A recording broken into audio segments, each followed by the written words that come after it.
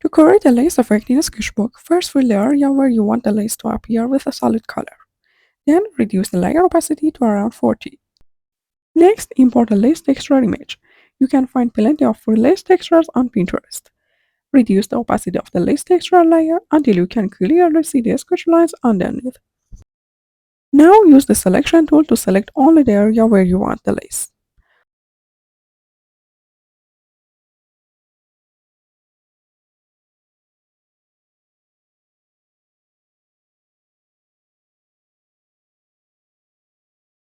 Copy and paste the selection onto a new layer.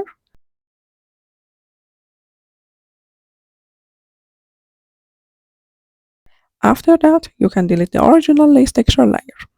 And finally, tap on the new lace layer and change the blending mode to overlay. And that's it. You can create a realistic lace effect in less than a minute.